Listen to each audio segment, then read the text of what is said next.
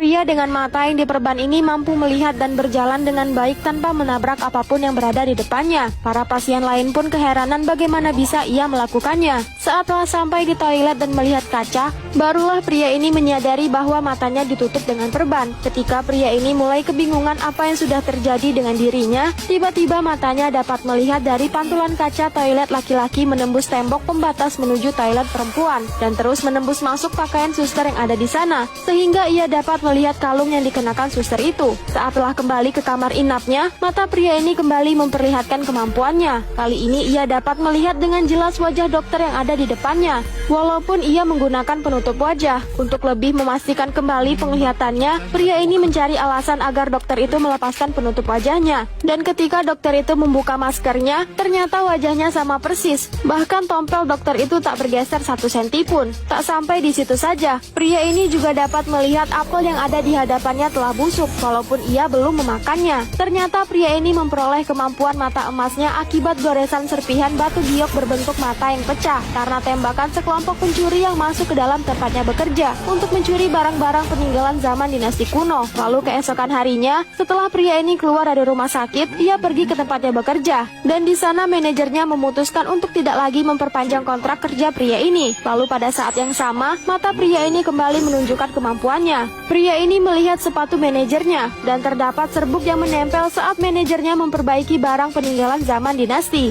Ternyata mata pria ini tak hanya dapat menembus masuk dan melihat isi suatu barang, tapi juga dapat melihat kilas balik apa yang sudah terjadi di masa lalu. Setelah pria ini memperoleh kemampuan mata emasnya, banyak hal baru yang belum pernah ia lihat sebelumnya. Ketika manajernya ingin memberikan cindera mata kepadanya, pria ini melihat kilas balik dari proses pembuatan barang peninggalan zaman dinasti kuno itu. Dan lagi pula barang antik itu sudah lama menjadi koleksi pribadi sang manajer. Walaupun pria ini sudah menolak, manajernya tetap memberikan barang antik itu sebagai cindera mata kepada pria ini. Lalu keesokan harinya saat pria ini berkunjung ke rumah temannya, ia diperlihatkan suatu barang yang menurut temannya akan berharga ratusan ribu dolar jika dijual. Dan ketika mata pria ini mulai memfokuskan penglihatannya, ia melihat proses pembuatan barang itu. Ternyata barang tersebut adalah barang tiruan yang diproduksi secara banyak. Dan juga barang itu bukanlah peninggalan zaman dinasti. Pria ini lalu berkata, ini hanya kerajinan tangan biasa. Tapi temannya tak percaya dengan omong kosong yang dilontarkan pria ini. Temannya masih bersikeras barang itu pasti memiliki daya jual dengan harga yang bagus. Lalu mata pria ini kembali menunjukkan kemampuannya. Saat ia memejamkan mata dan memfokuskan penglihatannya, ia dapat melihat struktur terdalam suatu kerangka besi,